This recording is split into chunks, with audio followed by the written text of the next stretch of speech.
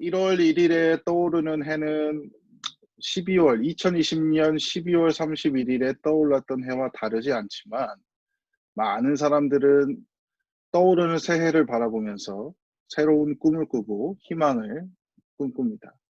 새로운 해에는 더 좋은 일이 펼쳐지기를, 더 나은 삶이 되기를, 더 행복해지기를 사람들은 소망하죠.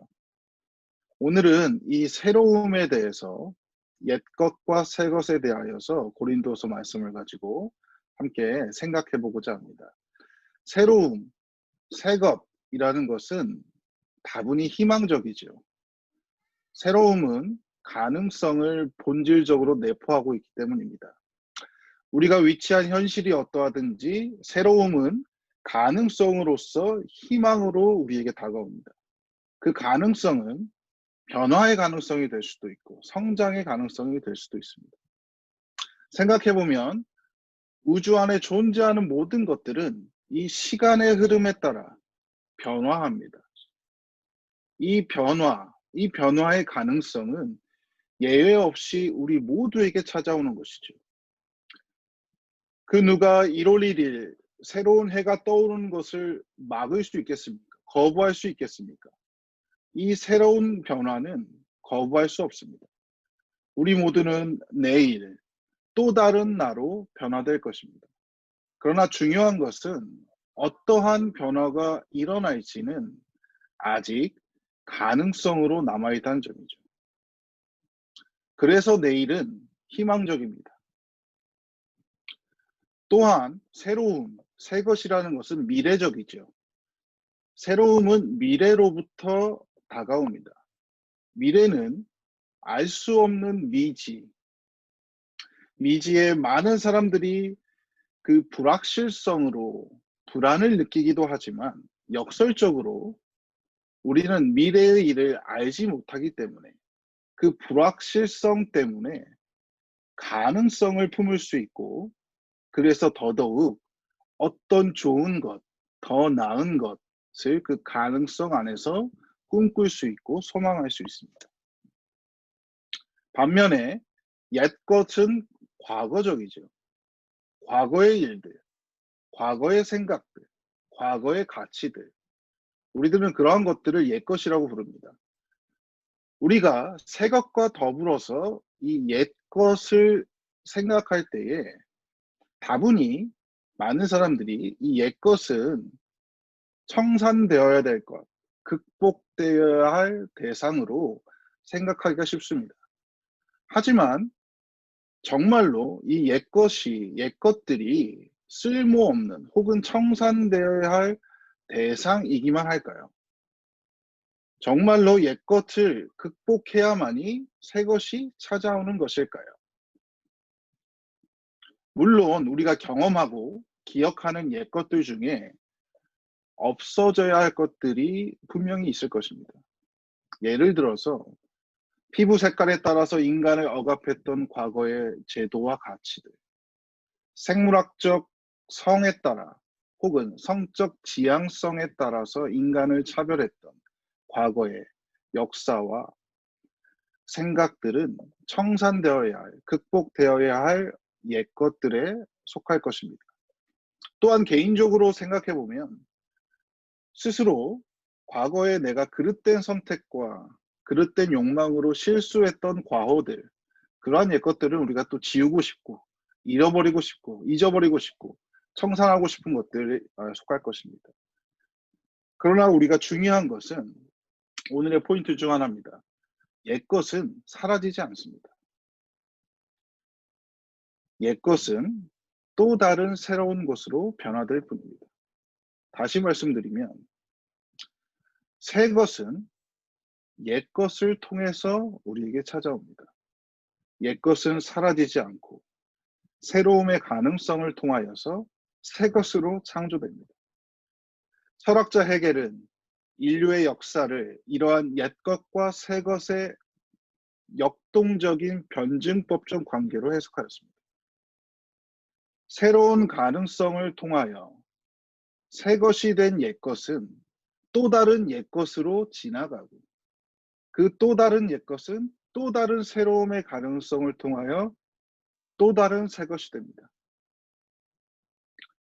그러므로 바울이 얘기한, 오늘 본문에서 얘기한 새로운 피조물, 그리스도를 통한 새로운 피조물이라는 것은 어떤 고정불변한 완성된 형태가 아니라 저와 여러분을 포함한 그리스도인들의 존재 양식을 말하는 것입니다.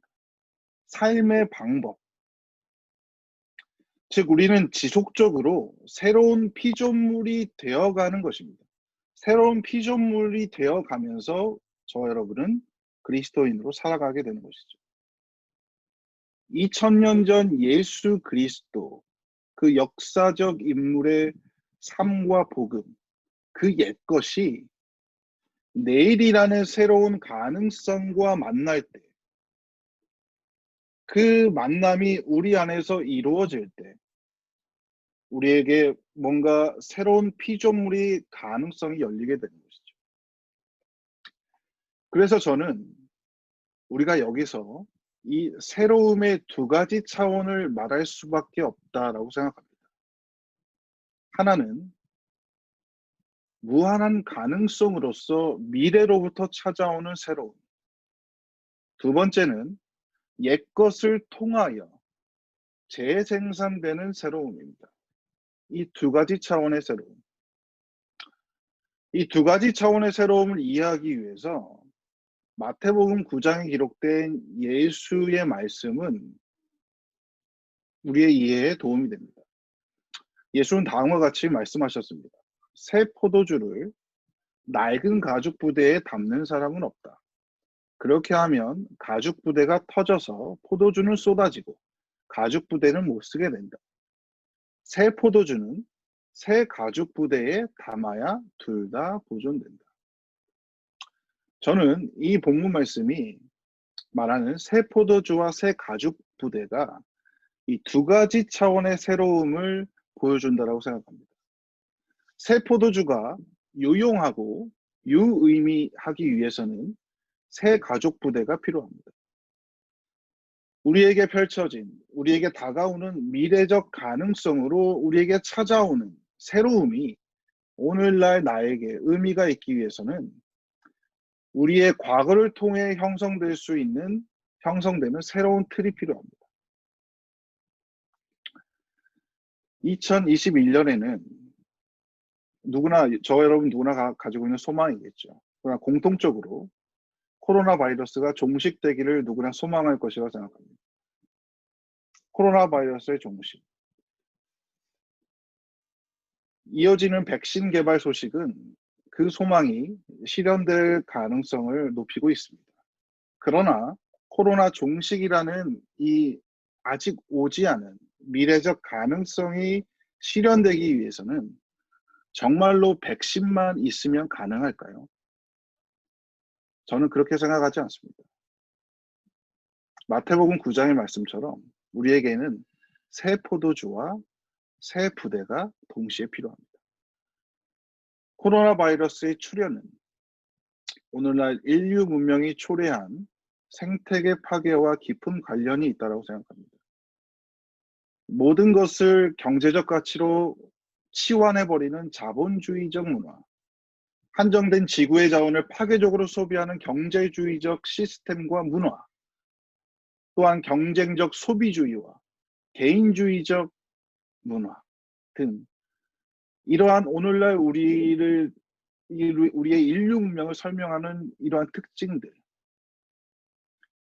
코로나 바이러스 팬데믹은 이러한 우리 문명의 치부와 한계를 적나라하게 드러내고 있습니다. 만약에 우리가 오늘날 인류의 문명에 대한 깊은 성찰 없이 백신이 보급된 이후에도 우리의 옛 생활 방식 그대로 답습하거나 우리의 옛 것을 새롭게 창조해내지 못한다면 또 다른 팬데믹이 출현하여 우리의 삶을 위험하게 고통스럽게 만들게 될지도 모르겠습니다. 다시 말씀을 드립니다. 우리에게는 새 포도주와 새 부대가 필요합니다. 그러므로 코로나 종식이라는 미래적 가능성이 실현되기 위해서는 옛것을 통한 새로움의 실현이 우리에게 요구됩니다. 맛있는 포도주를 함께 즐기는 잔치가 계속되기 위해서는 새로운 포도주와 새로운 가죽 부대가 필요한 것이죠. 그럼 여기서 우리가 또 한 가지 중요하게 고려해야 될 것이 있습니다. 새로운 미래적 가능성과 그리고 옛것을 통한 새로운 재창조가 함께 만나는 지점, 이 지점이 또한 우리가 생각해야 될 중요한 부분이 되겠습니다. 철학적으로 말하면 이 지점을 저는 주체성이라고 말하고 싶습니다. 신학적으로 말하면 저와 여러분, 인간이 가지는 자유의지입니다. 가능성으로 찾아오는 미래적 새로움과 옛것을 통한 과거의 새로움은 나라는 주체성 안에서 만나게 됩니다. 이 지점은 하나의 창조적 선택의 순간입니다. 사랑하는 여러분, 하나님은 끊임없이 내일의 가능성을 우리에게 펼쳐주십니다. 우리에게 열어주십니다. 그 미래적 가능성 안에서 우리는 나라는 주체는 선택을 하게 되죠. 또한 예수 그리스도는 2000년 전에 이 땅에 오셨던 예수 그리스도는 저와 여러분의 모든 과거와 함께 끊임없이 다시 우리를 찾아옵니다. 그리고 그 선택의 순간에 우리를 그리스도적 선택으로 이끌어 가기를 원하십니다. 이제 우리의 선택만이 남아 있습니다. 하나님은 하나님의 일을 하십니다. 끊임없이 우리에게 미래적 가능성을 열어주시고 예수 그리스도는 끊임없이 과거로부터 우리를 찾아와 우리를 독려하고 권면하고 우리를 인도하십니다.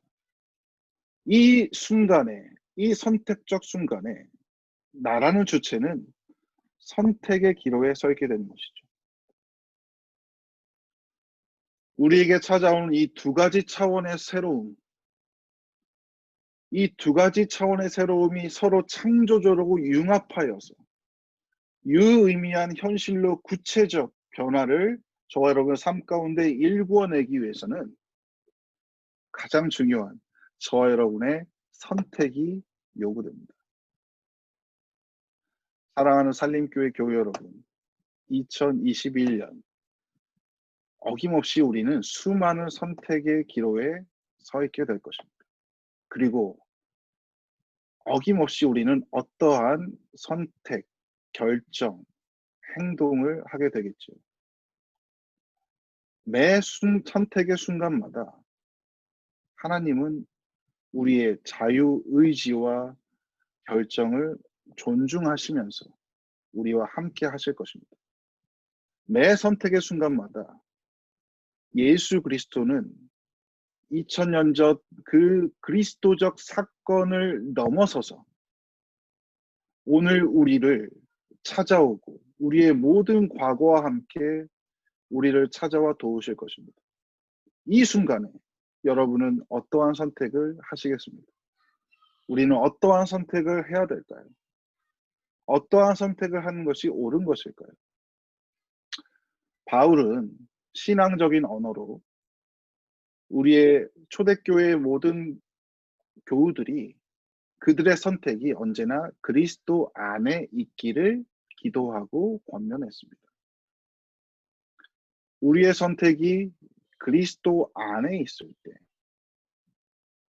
우리에게 찾아오는 미래와 과거로부터 찾아오는 그 새로움들은 유의미한 하나님의 나라의 가치가 실현되는 현실로 구체화될 것입니다. 그 선택의 순간, 그 변화의 순간, 그 현실 속에서는 저와 여러분이 그리스도의 가치를 담지하는 새로운 피조물로 거듭나게 되는 것이죠. 새로운 피조물이 된다는 것은 그러므로 우리의 선택을 요구합니다. 저는 그리스도적 선택이라고 말하고 싶습니다. 우리가 그리스도적 선택을 하는 그 순간 우리는 새로운 피조물로 그리스도 안에서 서게 된 것이죠. 그러나 어쩌면 어떤 때에는 우리는 그리스도적 선택을 하지 못하게 될 때도 있을 것입니다. 그 순간순간마다 그러나 우리는 여전히 하나님은 우리를 권면하시고 미래적 가능성으로 그 그리스도적 선택을 안 하는 못했던 그 순간조차도 예수 그리스도는 과거로부터 현재로 우리를 찾아와 주실 것입니다. 사랑하는 산림교회 교회 여러분, 옛것과 새것은 대치하지 않습니다. 옛것과 새것은 분리되어 있지 않습니다. 오히려 서로 역동적으로, 순환적으로 교차하며 매 순간마다 우리에게 찾아옵니다. 하여 옛것을 경시하거나 새것을 맹종 혹은 방관만 하는 자세는 지양되어야 하겠습니다. 왜냐하면 결국 우리의 현실은 우리의 주체적 선택을 통해 형성되기 때문입니다. 하나님 나라를 위하여 우리는 그리스도적 주체가 되어야 하겠습니다. 그리스도와 함께, 그리스도 안에서 우리의 옛것을 끊임없이 성찰하고 그것을 새롭게 재창조하며 하나님께서 펼쳐주시는 미래적 가능성 가운데 그리스도적 선택, 신앙적 선택을 해야 할 것입니다. 하나님께서 2021년의 가능성을 이미 우리에게 펼쳐주셨습니다. 지난 우리의 옛것을 소중히 여기고 반면교사 삼아 2021년 펼쳐지는 모든 선택의 순간마다 예수의 길을 따르는 마음으로 아름다운 선택과 실천으로 2021년을 또 다른 창조적 옛것으로 만들어 가기를 간절히 소망합니다. 감사합니다, 여러분.